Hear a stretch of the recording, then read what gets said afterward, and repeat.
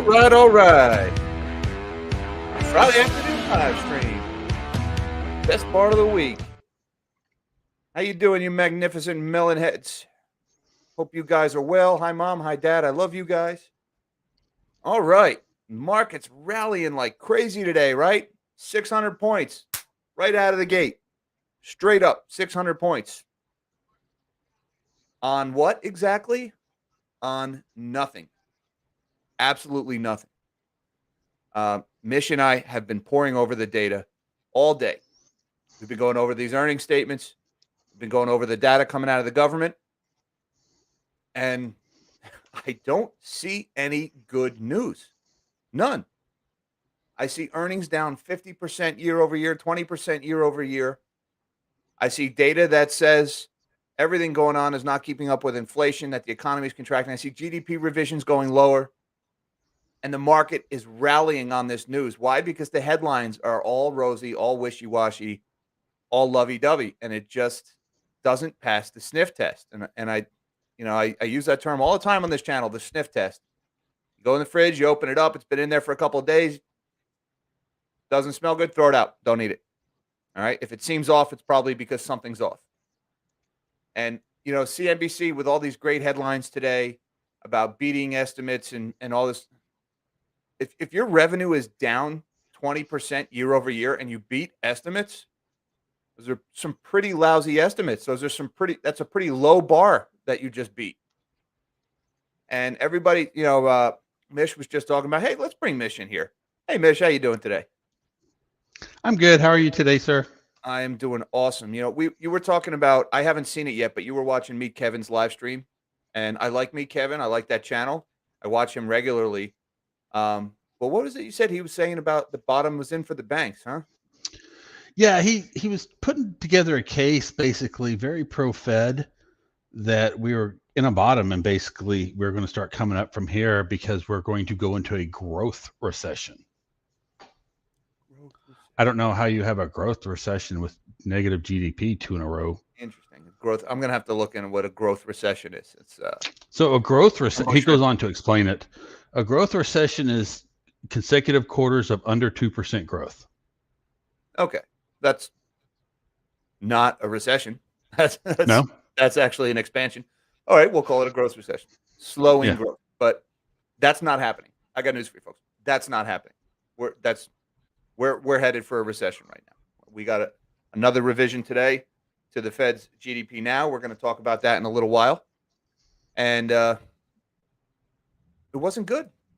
And I want you to get used to an expression, by the way, because we're now in earnings season, right? It starts with the banks, the retailers, and the big tech is going to start coming up. I want you to get used to this phrase, currency headwinds, all right?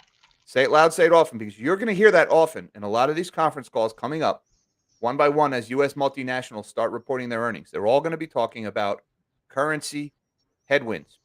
And another thing, back on the point about what Meet Kevin was saying about how the banks were putting in a bottom, every report that I read today mentioned these banks were setting aside billions of dollars for loan loss provisions. And we also had Citigroup suspended their share buybacks. That's the second big bank. JP Morgan suspended their share buyback yesterday. These are not the actions of banks that see good things on the horizon, all right? This is Commander Riker, shields up, red alert, right? Sorry, I'm sci-fi. You get it. He's probably the banks are not telling us there are good things coming. I don't know where these headlines are coming from. Anyways, I think it's time. Let's shrink my melon. Let's take a walk through the indices right now and just see what we have going on here. Let me get up the right window, zoom in a little bit so you guys can see better. You can. The Dow is currently up 598 points. I mean, it shot up like within the first hour. It was up 600 points. It's been kind of sitting there all day, not really moving one way or another. The S&P, pretty much the same thing, up 1.7%, 64 points on the day. Big jump at the opening bell, climbed for a couple of hours, and then it's been trading sideways ever since. And the NASDAQ up 1.5% or 173 points, now at 11,400 on the NASDAQ. So stocks obviously saw something I didn't see this morning. Maybe stocks forgot to actually read the articles and they just looked into rosy headlines like this. Retail sales rose more than expected in June as consumers remain resilient. Um, Sorry, folks. That's not what I saw when I looked at the data. No. I think I called you this morning when this data came out. And I'm like, I got nothing on this data because I have to sit and look at it. But this came out like 30 seconds afterwards Yep. with numbers that didn't make sense. I mean, and remember, retail, this is one of the few government data points that is not adjusted for inflation. 2 days ago, we got a CPI print that said 1.3% month over month, 9.1% year over year. Right? Look what they're saying here. Retail sales rose 1% in June. Well, if that's not adjusted for inflation and we got a 1.3% CPI for June, that means retail sales have contracted, right? Because retail sales, I don't care about the dollar amounts changing hands. I care about how much stuff is being produced and sold, how much stuff is trading hands, how many goods and services are. So retail sales are not keeping pace with inflation. That is economic contraction, folks. Any way you look at it, that is contraction. And year over year, what was the number? Was it 8.4% year over year? Was the retail sales number 8.4% year over year on a 9.1% CPI print? Again, in the year over year numbers, not keeping pace with economic with inflation. So that is economic contraction. And all day on CNBC, all day, and all these news outlets about retail sales rising more than expected. Retail sales shrank. If you look in real terms, retail sales shrank. And the United States is a consumer-driven economy. So this is very bad news for the U.S. And I want to add something else. I mentioned currency headwinds before. This chart right here, the Dixie. This is very bad news for U.S. earnings. Right? Because look, this time last year, the Dixie was at 92.71, or where are we? About 93. Right? This time last year, the Dixie was at 93. Now it's at 108. So if you're, say, Apple, and you were selling your iPhones for euros, say you sell the same number of iPhones last year as you sell this year, when you convert those euros into dollars, your earnings are going to drop by almost, 15, 16% just on the currency headwinds. What were you saying, Mish? No, I was saying right on. Your head on with the numbers. Yeah. So I did that in my head real quick. That was good. So Mish is sitting there with a calculator keeping me honest, I bet. And his brain does work. Actually, no, that was actually me just in my brain too. Hey, while I have the mic here, Devin had asked about the is there a schedule for sectors for releases? And I can't find one. Schedule for sectors in terms of what? GDP or as earnings gets released, is there like banking, then tech, or is it just kind of a mismatch? It's kind of a mismatch. I know big tech is 2 weeks out, right? And let me tell you, the end of this month, I've talked about this before. By the way, what's up, Devin? Big tech, they cram it into the month. It's going to be the week of the 25th through the 29th, the last week of this month. We've got big tech earnings, right? That's where you have like $4 or $5 trillion worth of market cap reporting within a span of a couple of days. We've got the FOMC on Tuesday and Wednesday that week. So then we're going to get our rate hike, be it 75 or 100 basis points. And then on Thursday of that week, is Thursday the 28th? On Thursday of that week, we get second quarter GDP. So we, by all appearances right now, we will officially enter a recession on that Friday. So all in the same week, big tech earnings, FOMC, and GDP release. All at the same time. It's going to be a loud week at the end of this month. There's going to be a lot going on. So probably have, I don't know, I don't want to say a quiet week. I mean, that's almost daring something to happen.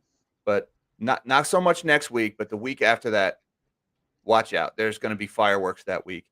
And that's why I'm not buying any of these rallies right now. I don't buy. First of all, the data doesn't jive with what the headlines are saying. Let me show you guys some of these headlines. These are retail sales rose more than expected. We talked about that one. Rally on Wall Street gains momentum with Dow surging 600 points. Where was it? Here we go. Stocks gain after retail sales and Citi earnings top estimates. Citi earnings were down, what, 20% year over year? Yeah. Is that what they were? 20% year over year. The bank earnings are down. They suspended their buyback, and the headline is Citi earnings top estimates. Also keep in mind, Wells Fargo, who has a market cap that's about 50% larger than Citi, within a few minutes of this report, Wells Fargo reported a 50% year-over-year decline in earnings, or was it 47%? Wells Fargo, an even bigger 47%, bank, an even bigger bank, posts an even worse quarter, and for whatever reason, the headline, the one that garners the headlines, is the one that only had a slightly less bad quarter.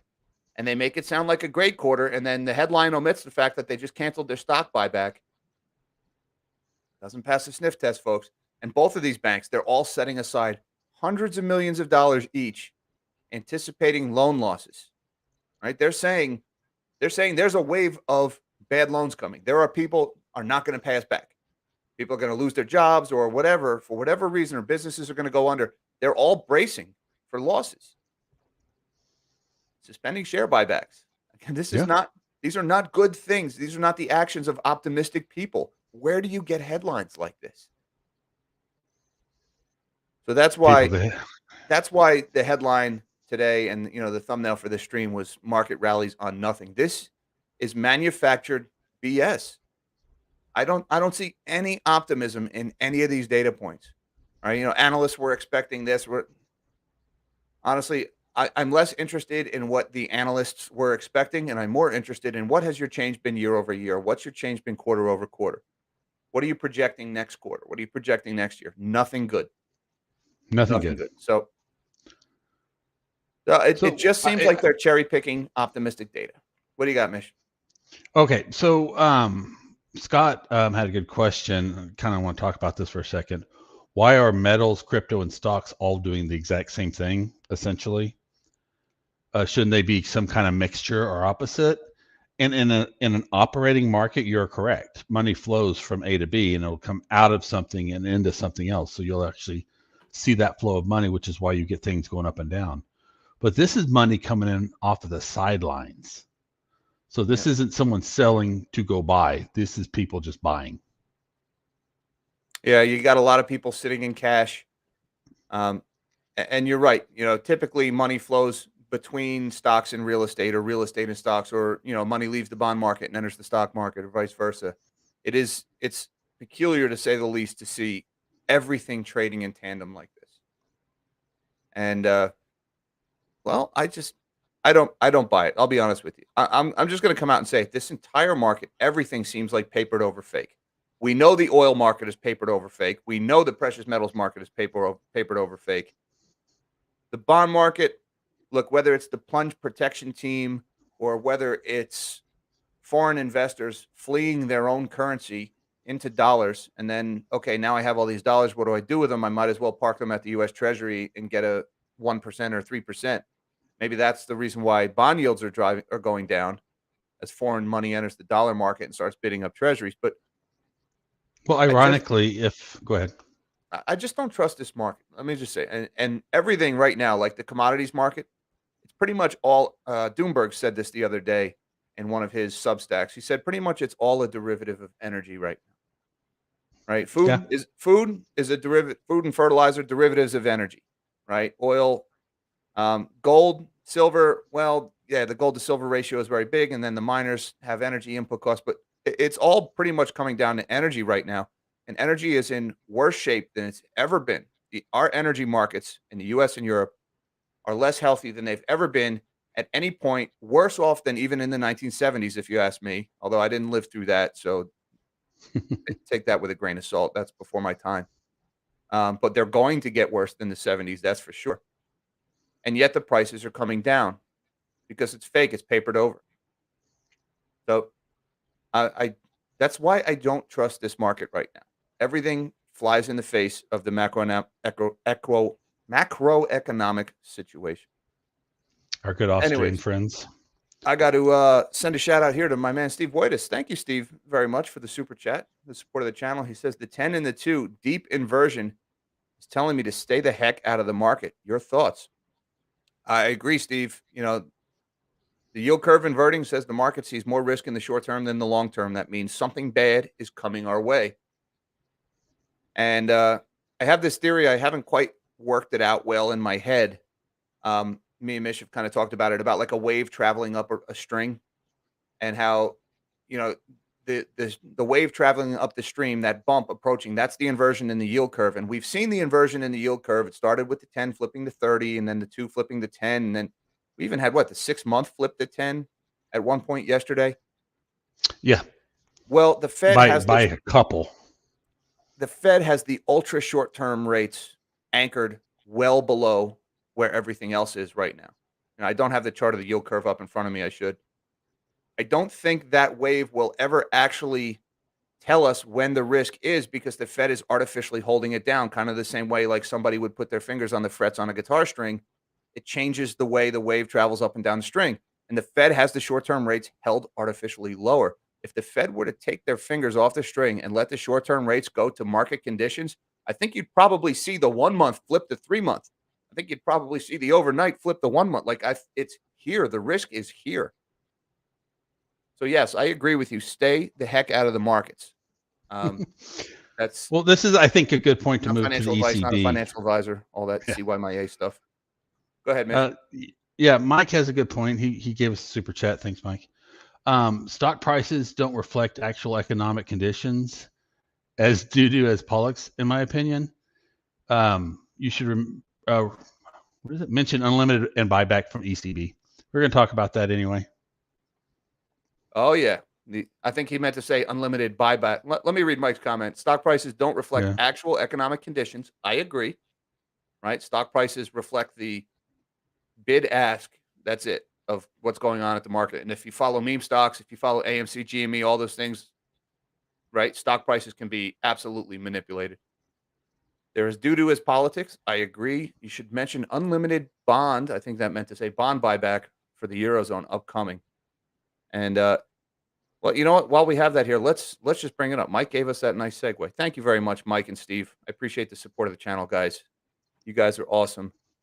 And this one in Bloomberg today. I don't know if, let me make sure you guys can see this as well as I can. You can. All right. ECB bond tool seen having no limits as steeper rate hikes loom. Deposit rate to peak at 1.25% in March. That's laughable, by the way. Economist survey shows an anti-fragmentation instrument expected to have soft conditions. What is that? That is the most wishy-washy central banker language you could ask for, right? So allow me to put this into Milanese for you. I just invented my own language. Yesterday I made my own country and my own currency. Today I've got my own language. Milanese. All right. European Central Bank is headed for yield curve control. They're going to print as much money as they feel like, hence no limit to their bond buying tool. They're going to raise rates laughably a little bit to 1.25%, which doesn't matter, because what's the point of raising rates if you're printing unlimited money? And what they can do with that money, pretty much just up to whatever they feel like, because it has soft conditions. Soft conditions. The conditions are soft. A lot like that landing that Jerome Powell tells us he thinks he can stick. Yeah, okay. So that's what the ECB is doing. They are going to print unlimited euros to buy debt from troubled countries, namely Italy right now. Bad things happening in Italy. Well, depending on your position, maybe good things. Mario Draghi. Was it Mario Draghi? Yeah, I think Mario's. Yes, Draghi's the last name. Yeah, he's leaving. He's out. See you later. Another Klaus Schwab puppet bites the dust. Bye-bye. Don't let the door hit you where the good Lord split you. Yes, Mario. So he's out. And they're basically saying we're going to print as many euros as we have to, stealing value from the existing euros that are held by German, French citizens, Dutch farmers, if you will, everybody. And then they're going to funnel that into Italian government debt. In other words, the rest of Europe that is not doing whatever Italy is doing wrong is going to bail out Italy. And, I use the term pigs. What is it? Portugal, Italy, Greece, Is it Spain? Spain. In Yep. Spain. So, yeah, what's the point? See, Mish, this is what I don't get. Why the rate hike? Why pretend? If you're just telling us you're going to print unlimited money with soft conditions, why even bother with the rate hike? Who are you kidding? Yeah. Well, it's much like us having the reverse repo market, right? Yeah, we can tighten all day long, but at any point with one small move, we start draining that, which is a way of easing, right? Quantitative easing, because that money flows into the bond market, then flows into the stock market. Yeah. So we can even raise rates going into a recession and do quantitative easing at the same time Yeah. for a And little what bit. Mish is talking about is the reverse repo, which is this giant hoover that sucks liquidity out of the bond market by the Fed offering risk-free interest and ultra short-term loans, where the banks make ultra short-term loans to the Fed in exchange for very token amounts of interest. And at any point, if the Fed stops doing this or if they change the conditions, they can redirect all this money back into the market.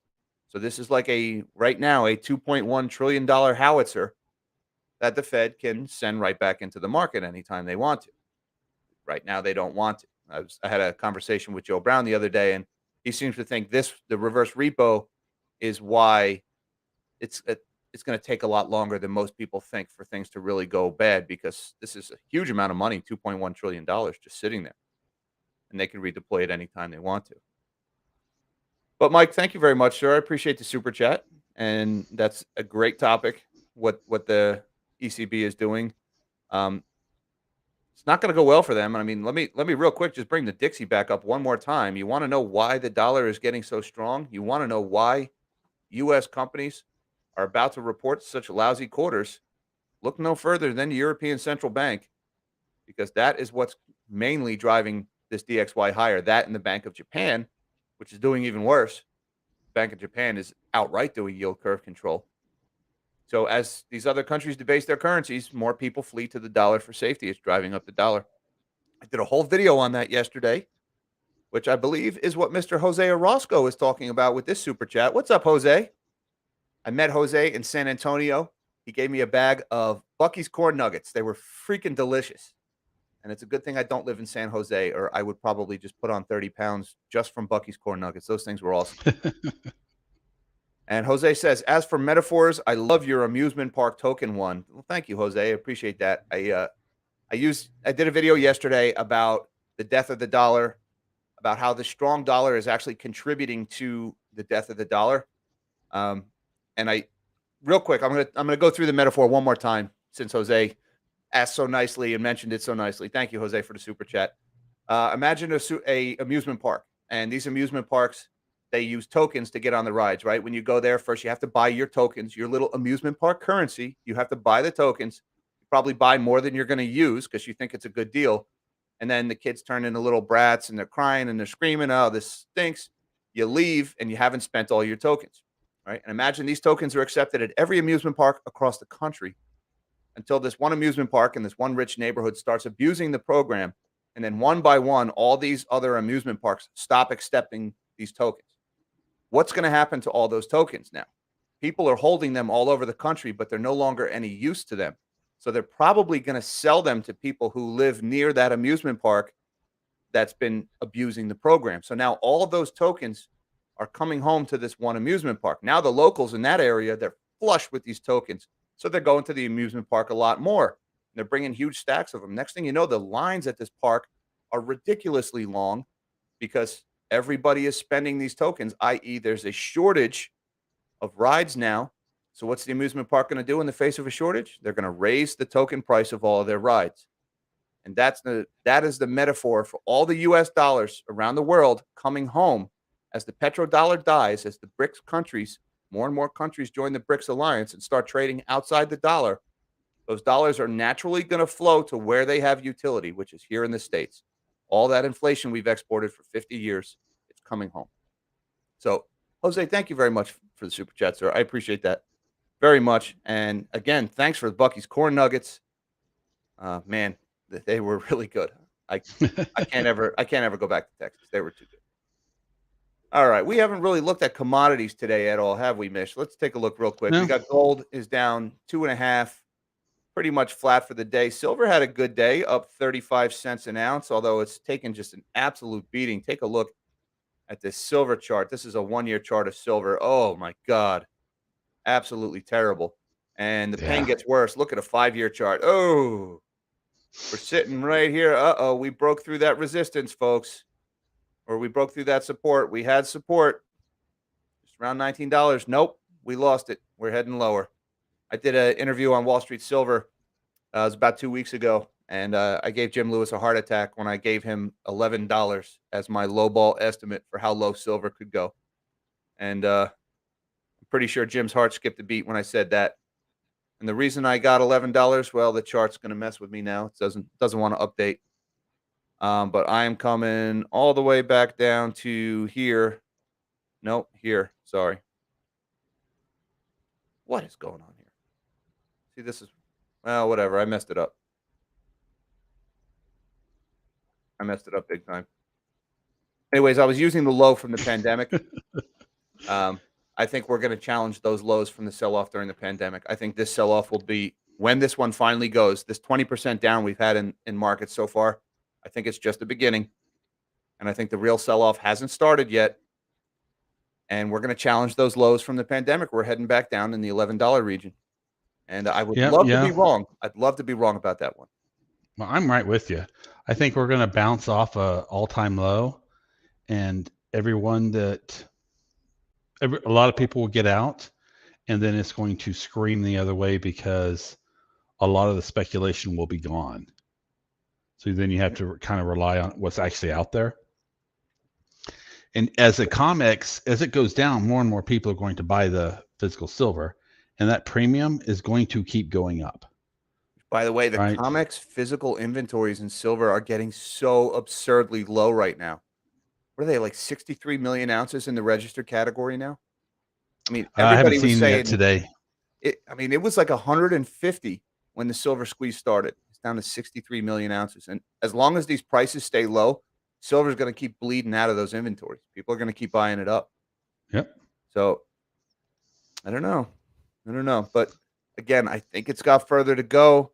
We've been talking about this, right? We've been saying that this sell-off, that I believe in precious metals, I believe in gold and silver long term, but that short term during a sell-off, the baby gets thrown out with the bathwater, right? I remain ultra bullish in silver long term.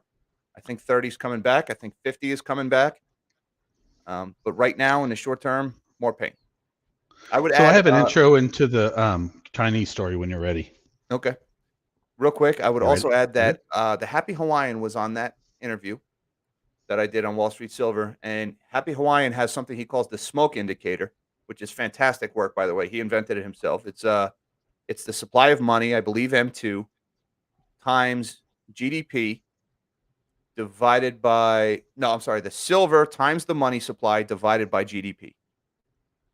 The price of silver times the money supply divided by GDP. Happy Hawaiian, I apologize if I'm butchering your indicator. But according to him, and he's gone back, he's backfit this years. We're coming up on a historical floor of support in his indicator, and that's right around mid-17s in silver. So Happy Hawaiian says we've got support in the mid-17s, which we're pretty close to. Just gonna throw that out there. And I mentioned last week that there's a very short list of people. When I see them on Twitter, I stop and I read every time. Right? There's people I follow. I follow a few hundred people. But there's I can count on one hand people I stop and I read every single tweet. Happy Hawaiian is one of them. I read everything that guy puts out because it's fantastic. He says mid-17th, so just want to throw that out there. And I have got my man, the king of money, Dumb Money Media. Thank you very much, sir, for the super chat. He says, what do you think, Melon King? Is the VIX finally going to break below 24 and hit the low 21s? I kind of thought it would break below 24 this year. Well, I have gotten my butt kicked trading the VIX over the last few months. But let's take a look at what the VIX is doing, and I will try to see. Let me just say, with what's coming up in 2 weeks, with what did we say? We've got big tech earnings, we've got FOMC, and we've got GDP in the same week. I think we're going to see a lot of volatility at the end of this month. A lot of volatility. I can't tell you whether it's going to be up or down or whether the VIX is going to go up or down, but I can tell you prices are going to move in a big way. Up or down remains to be seen. I'm leaning towards down, but you know what? I'm a perma bear, so take that with a grain of salt. Uh, VIX right now, hey, we're right around support here. I see what you're saying about that support level at 24. The last time we went below that, we were back here in April.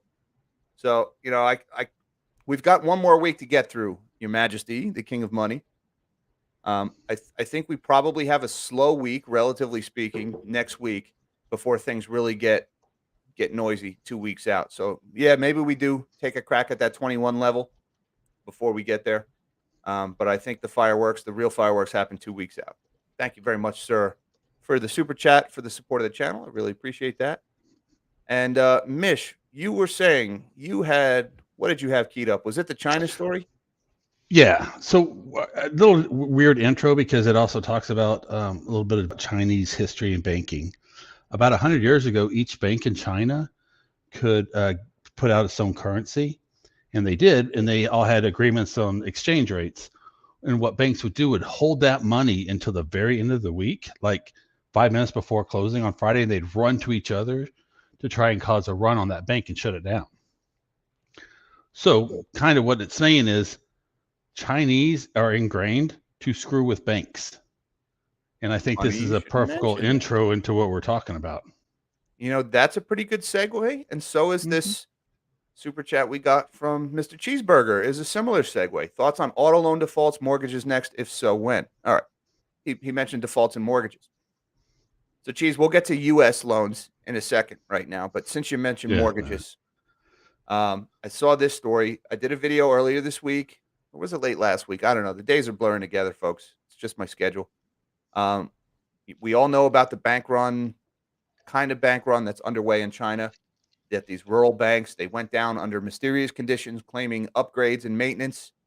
That was back in April. They still haven't come back up. And now there are thousands of people who can't get their money because these banks, they ghosted everybody. They took their money and ran.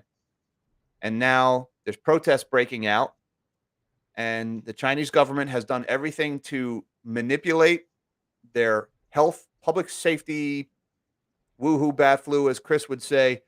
Their COVID apps, they turned them red to prevent a protest. And when that didn't work and the protest still happened, they outright sent plainclothes cops and I'm guessing military to go beat them up and haul them away. So there's some serious brutality going on around this banking situation in China. And then this story coming out of Bloomberg. China convenes banks on mortgage boycott roiling markets. Over the last week or so, there has been a mortgage boycott starting in China. Officials ask for information on impact of housing loan snub. More buyers are refusing to pay loans on unfinished home projects. Now, this started as a little thing a few days ago, but supposedly over the last 3 or 4 days, the number of people boycotting their mortgage has doubled every day for a couple of days. I don't know if you guys have ever heard that penny trick. If I give you a penny every day and I double it for 100 days, how much money do you have? This could cascade really fast into a banking crisis. And I have a special guest coming on next week. Somebody I have been trying to get on the channel for a long time. I finally got him to come on. I'm not going to tell you who it is just yet. But we're going to talk all about this next week. And I can't wait for that because, look, I did a lot of coverage in the fall and late last winter about the Evergrande and the China housing bubble. I did a big presentation at the event with Economic Ninja in Dallas, all about the Chinese housing bubble and how it was only a matter of time before it turned into a full-scale banking crisis. And I mentioned how it could take down U.S. multinationals, how it could spread to European and U.S. banks, how it could wreak havoc in crypto markets. It looks like it's all starting to happen. These dominoes are starting to fall one by one. And I don't think they have the chart in here. They didn't, or they don't. But an article in Bloomberg a few days ago mentioned the cities where this mortgage boycott was taking place. And Zhengzhou, the capital of Henan province, the same city where that protest in front of the Chinese central bank took place, where all the protesters were beaten and seized and taken away. That's the city where the heart of this protest has started, where it was most concentrated. So, look, in a country with as big of a debt bubble as China, for people to stop paying their mortgages as a means of protest, that's a big deal. And I got to send a shout out to Mike Binder from Robin RC Models. He's a regular on this channel. And he mentioned this in my Patreon Zoom call this week. It's a very big deal in China when somebody does that, because China has this social credit score system. When you don't pay your mortgage in China, you get blacklisted. You can't board a train. You can't board a flight, right? So they mess with you when you do this. They ding your social credit score and they make your life a living hell.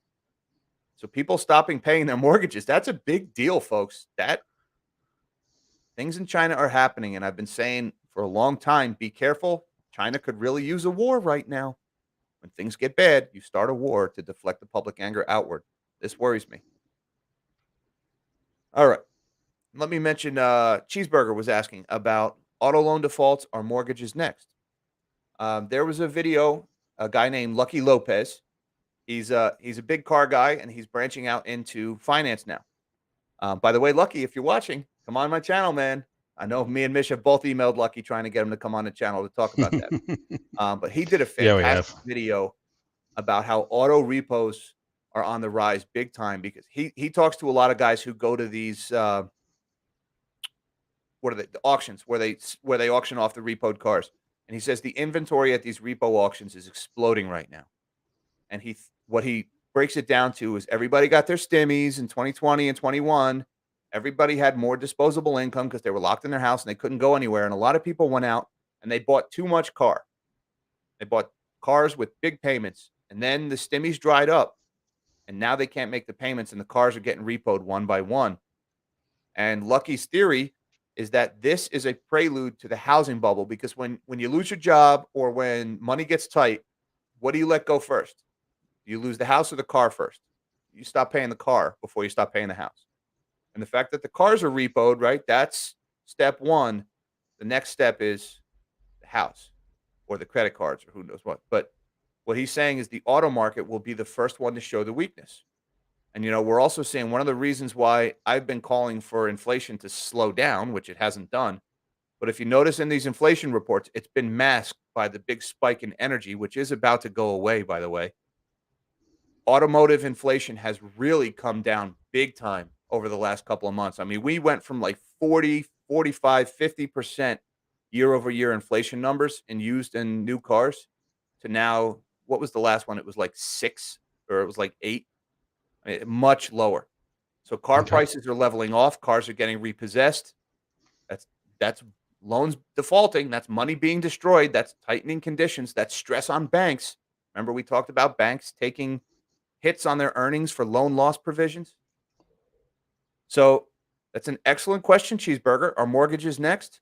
I don't know if they're next, but they're certainly, along the lines in that progression, right? Do you stop paying your credit card before you stop paying your car, and then you stop paying your mortgage? I've never been in that position. Lucky, I've been blessed.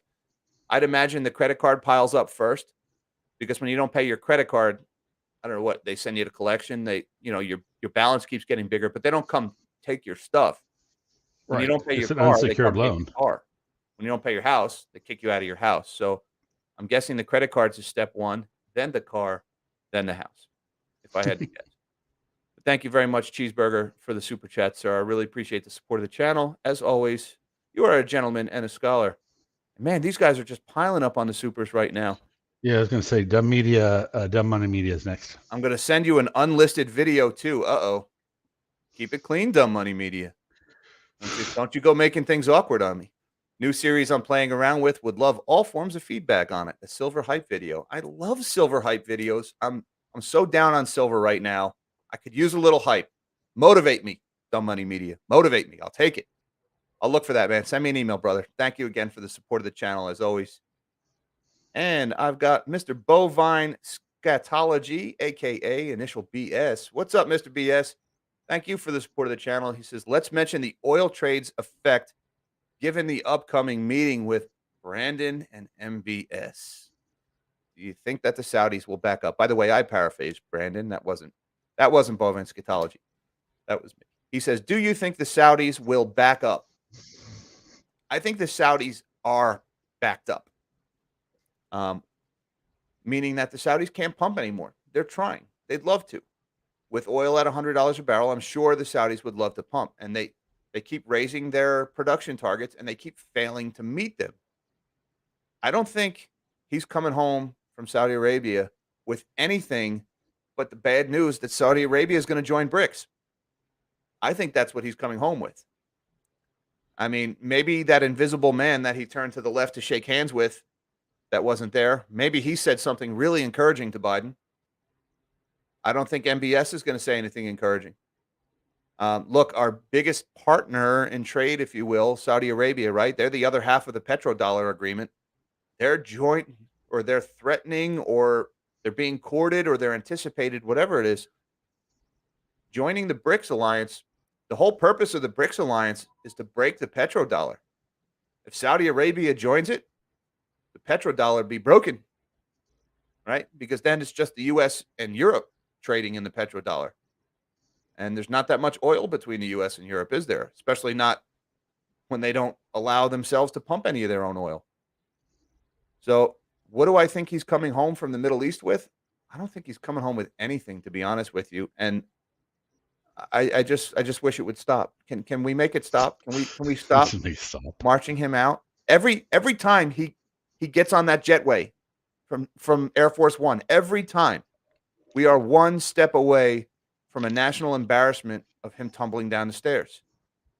And are there people like just out of camera view with trampolines, like the firemen, the old-fashioned firemen with the trampoline jump out of the window, like just in case he does that?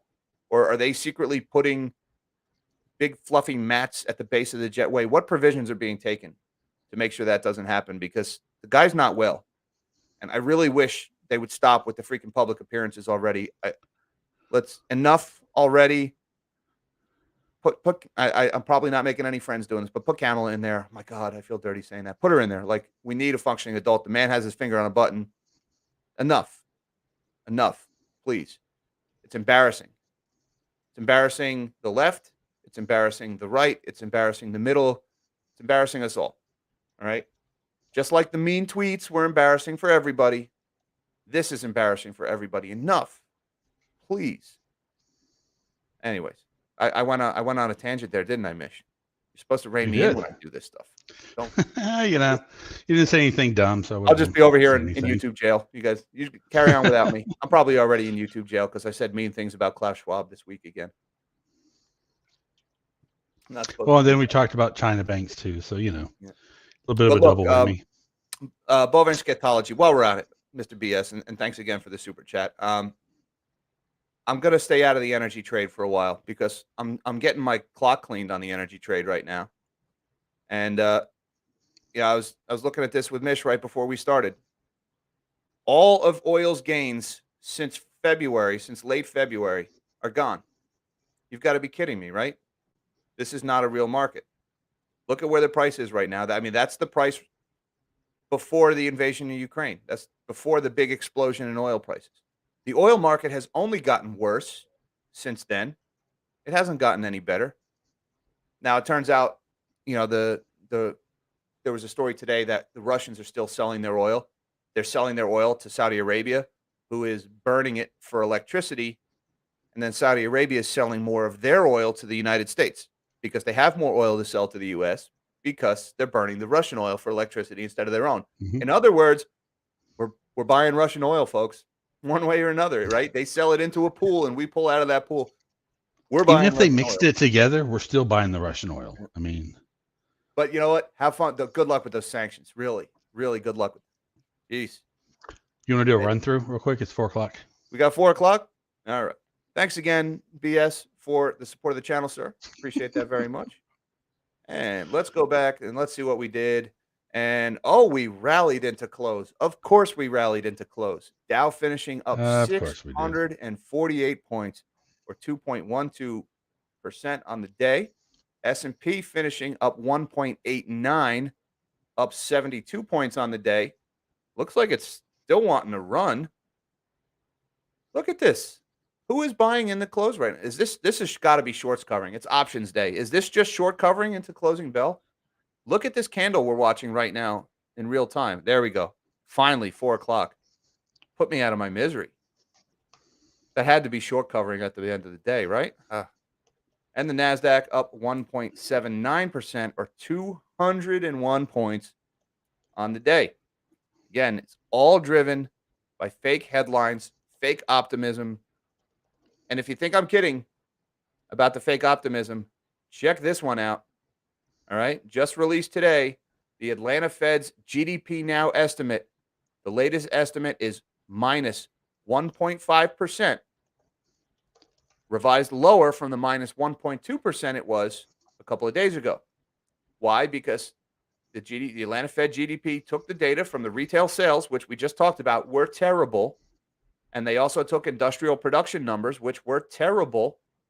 And they fed them into their indicator, and it says more GDP contraction. Just like I said, all those numbers about retail sales coming in lower than inflation, that was going to have a negative effect on GDP.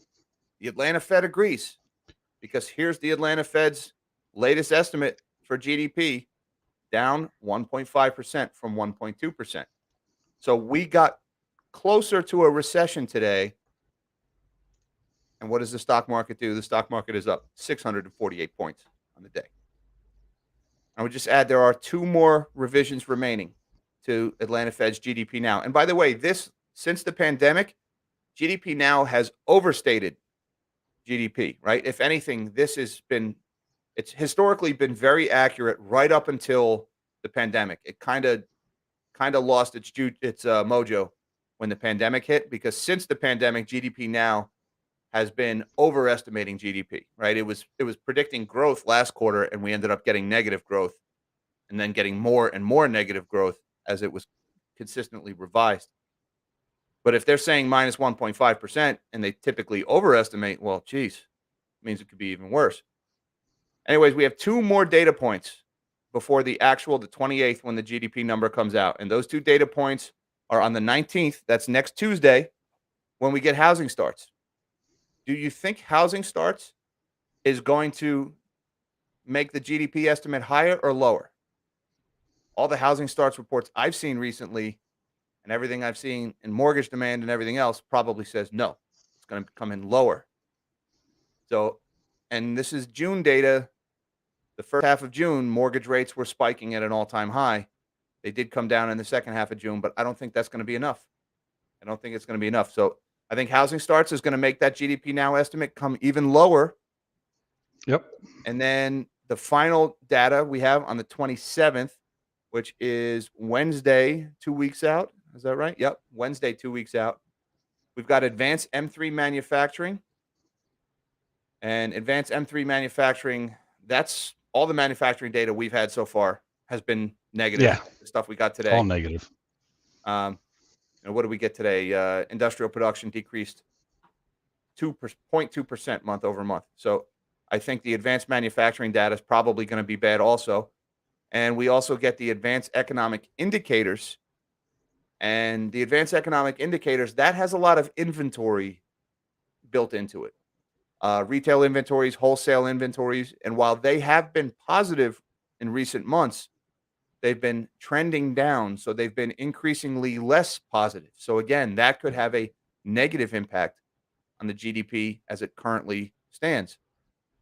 So I don't see any silver linings in this dark cloud that's going to say there's still hope for a positive GDP report for the second quarter. And then what do we have today? Was it Bullard was out there saying that he didn't trust And Bullard. the indicators? Yeah, Bullard said that he doesn't trust GDP or some of the other indicators, and that he felt that the GDI was a better indicator. So in other words, we've got a recession coming, but it's not really a recession. I don't think. Right. He's already laying the framework for a technical recession. So just today, I've heard growth recession. I've heard technical recession. What it all comes down to is recession. They're moving the goalpost. They're trying to move the goalpost because they said there wouldn't be a recession when they started hiking, right? And then we're going to get a recession. So they're moving the goalpost. Maybe you could even say the recession is transitory. Ooh. Oh, did I just come up with my next thumbnail? Transitory recession. Transitory recession. Yep. But and you'll see the same thing. The politicians will start doing it, right? The White House spokesperson will start saying, "Oh, it's a recession, but it's only a little recession, a tiny little recession," right? Start moving the goalposts, start changing their tune a little bit. So that's only going to get worse. What do we got here? Here is Lord Hypnus of Totus. Man, I love these guys. I love these names. Bovine Scatology, Lord Hypnus of Totus. I have the best people subscribe to this channel. This is awesome. All of the smoke and mirrors confirm that gold and silver will win it in the end. It's on sale. Stock up. Thank you, gents. Absolutely. F&A, my lord. Hypnus of Totus, of House Totus. The Knight of the Warts. I don't know. I'm using my Game of Thrones name, the first of his name. All smoke and mirrors. I'm right there with you. And, you know, the paper over of markets that they've been doing for years in precious metals, which, by the way, JP Morgan is on trial for right now. They're prosecuting 3 former JPM traders right now. And one of the guys who was just convicted last year is testifying against them. And it's damning how these guys manipulated. There's some stories out there. And check out Chris Marcus of Acadia Economics. He's been following it pretty close, too.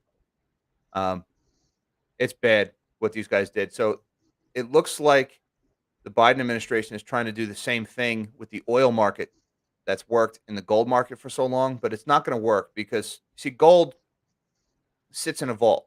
And when people buy gold or sell gold, it doesn't usually physically move. They just move the paper, they move the tags around. So it's real easy to paper that over to make it seem like there's more gold than there really is. But oil gets delivered and burned, right? And turned into plastic and turned into fuel. So if you paper over oil, eventually the oil stops flowing, right? I mean, and that's where they're heading. We've now used up half of the strategic petroleum reserve. The ground's getting closer. There's no new production coming online. Biden's going to leave Saudi Arabia empty-handed. The civil unrest is exploding across the world. That's going to cause a decline in global oil production. So there's going to be a squeeze in oil. There's already a squeeze underway in natural gas. So, yeah, when all this mayhem breaks out, gold and silver is where it's at, because when governments are falling one by one around the world, who wants to own government debt? That government may not exist next year. I do want to put out here that unless it's in your hands, you better have a really good storage facility coming up in the next 6 to 9 months. Yep. Yes, that's an excellent point, Mish. Excellent. If you're new to physical precious metals, beware of the SLV and the GLDs. All right. Beware of unallocated storage schemes.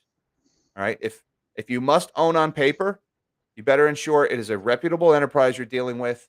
You better make sure you have got allocated, segregated metal, an actual bar and an actual vault with your name on it.